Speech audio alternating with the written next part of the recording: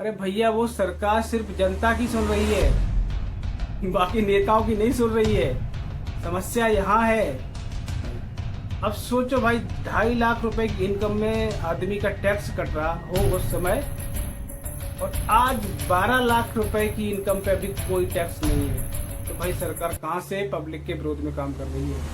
जिस दिन कश्मीर के लोग भी भारत को अपना मानने लगेंगे तो वहां से भी आतंकवाद खत्म हो जाएगा।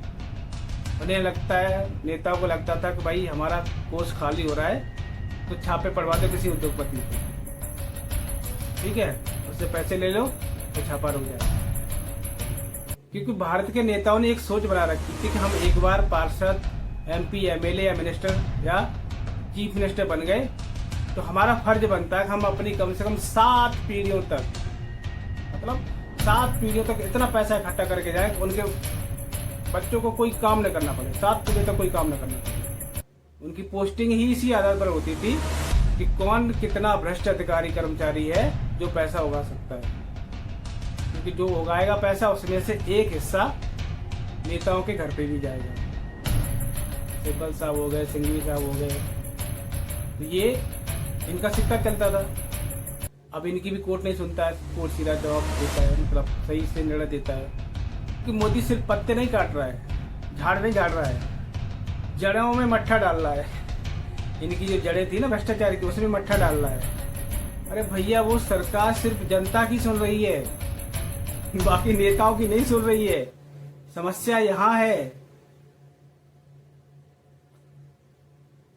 जनता के लिए चाहे टैक्स में रिबेट हो, ठीक है, वो आज के लगभग 11-12 साल पहले, मतलब मोदी सरकार से पहले, जब हम 12-13 हजार की नौकरी करते थे तब हमें डर लगा रहता था कि भाई ओवर टाइम करने के बाद कहीं हमारी सैलरी 2.5 लाख से ऊपर न पहुंच जाए। मतलब डर लगता था कि 2.5 लाख से ऊपर न पहुंच जाए, क्योंकि अगर जैसे ही 2.5 लाख क्रॉस करेगी हमारा टैक्स कटना चालू हो जाएगा। तो उसके लिए फिर हम फर्जी रेंट एग्रीमेंट बनवाते थे, LIC की किस्त वगैरह, ये सब जोड़ के तो उसको सबमिट करते थे ताकि हमारा टैक्स का डिडक्शन कम हो सके। गलती से मेरे एक दोस्त का ओवर टाइम करने के बाद 2.5 लाख से ऊपर उसका थोड़ा साल का पैकेज पहुंच गया, ठीक है, उसका टैक्स कट गया भाई। अब सोचो भाई, 2.5 लाख रुपए की इनकम में आदमी का टैक्स कट रहा हो उस समय, और आज 12 लाख रुपए की इनकम पे अभी कोई टैक्स नहीं है। तो भाई सरकार कहां से पब्लिक के विरोध में काम कर रही है, जनता के लिए काम नहीं कर रही है। ये तो एक लाइव एग्जांपल है। जो लोग काम कर रहे हो कॉर्पोरेट सेक्टर में उनको पता है, ठीक है। अब जन योजनाओं की बात करते हैं। रोड और सड़कों का उस समय क्या हाल था भाई? अटल जी से पहले, अटल जी के आने के बाद तो एक्सप्रेस वे बनना चालू हो गए थे, हाईवे वगैरह, ठीक है। मनमोहन सरकार में भी विकास हुआ, लेकिन भ्रष्टाचार बहुत ज्यादा हुआ है। मोदी सरकार में वो डबल गति से काम हुआ है। तो जो काम एक लेवल पे था अब वो 2 लेवल पे चल रहा है इंफ्रास्ट्रक्चर के मामले में। मतलब इसमें भी जनता के लिए सहूलियत है। अब तो एक्सप्रेस वे की लाइन लग गई है, किसी भी स्टेट में चले जाओ 4-4, 5-5 एक्सप्रेस वे मिलेंगे आपको। महंगाई की बात करते हैं भाई। अगर हम उस समय इनकम की बात करें, इनकम के हिसाब से खर्चों की बात करें, तो उस समय इनकम बहुत कम थी, या कहीं महंगाई ज्यादा थी। आज के समय में महंगाई है, लेकिन उसको लोग मैनेज कर लेते हैं, क्योंकि हमारी जो इनकम है वो काफी अप हो गई है। नॉर्मल जो एक्सपोर्ट में काम करते थे उनकी तनख्वाह कितनी थी उस समय? 6-7 हजार रुपए, 6-7 हजार रुपए। आज उनकी वही है, 20-22 के ऊपर है। अंतर आया कि नहीं आया? तो उसी हिसाब से अगर महंगाई की तुलना करें तो उतनी महंगाई नहीं है जितनी पहले थी। सुरक्षा की बात करते हैं। आए दिन लूट घसोट होती रहती थी, किसी भी बड़े शहर में बम फटते रहते थे,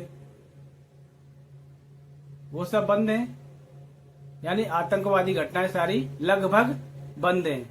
इक्का दुक्का हो ही जाती हैं, वो आपकी कश्मीर जो वैली एरिया है ना, वही हो रही है।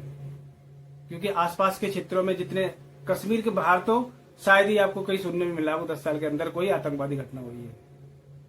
ठीक है। अब कश्मीर में भी आतंकवाद इसलिए है कि भाई वहां के कुछ लोग हैं जो आतंकवाद को पोषित कर रहे हैं, समर्थन कर रहे हैं। जिस दिन कश्मीर के लोग भी भारत को अपना मानने लगेंगे तो वहां से भी आतंकवाद खत्म हो जाएगा। अब उसको तो नॉर्मलाइज होने में टाइम लगेगा, तो छोटी मोटी घटना तो होती रहेंगी। अब उसके लिए सरकार को थोड़ा कड़ा रुख अपनाना पड़ेगा। नेक्स्ट लेवल पे चलते हैं। ईडी और सीबीआई, इन्होंने जो गदर मचा रखा है भ्रष्टाचारियों के ऊपर, इससे सारे तिलमिलाए हुए हैं।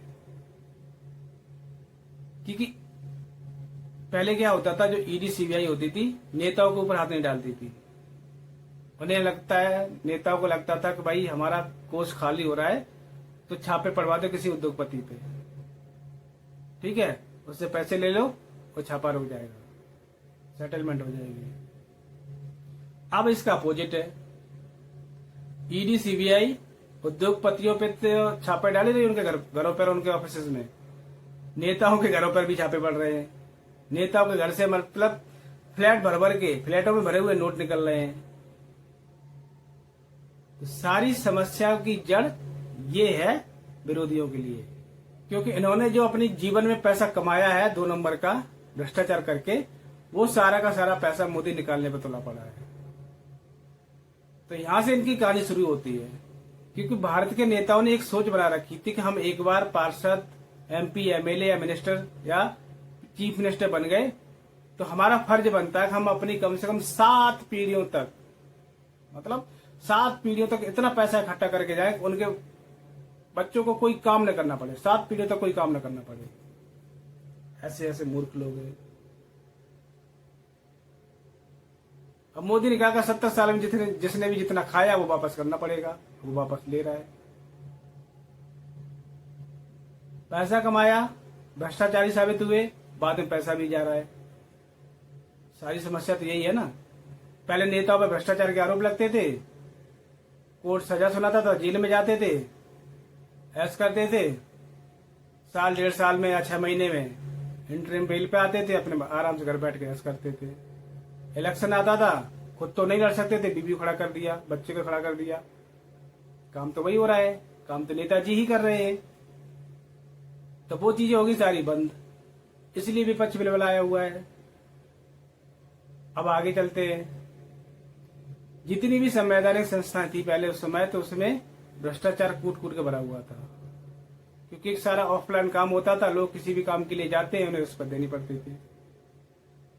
चाहे छोटा से छोटा लेखपाल हो या फिर एसडीएम डीएम लेवल का बंदा हो, कोई भी काम कराना आपको पैसे देने पड़ते थे। क्यों? क्योंकि उनकी मजबूरी थी, उन्हें ऊपर पैसा देना होता है नेताओं को।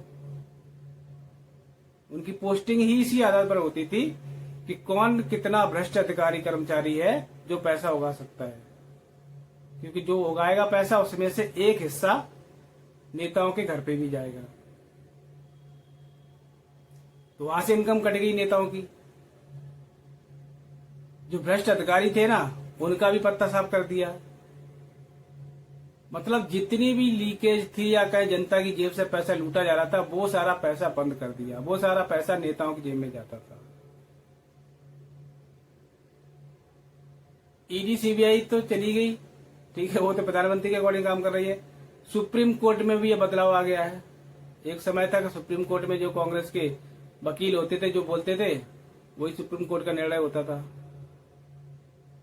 सिब्बल साहब हो गए, सिंघवी साहब हो गए, तो ये इनका सिक्का चलता था। अब इनकी भी कोर्ट नहीं सुनता है, कोर्ट सीधा जवाब देता है, मतलब सही से निर्णय देता है। इसलिए ये बिलबलाए पड़े हैं।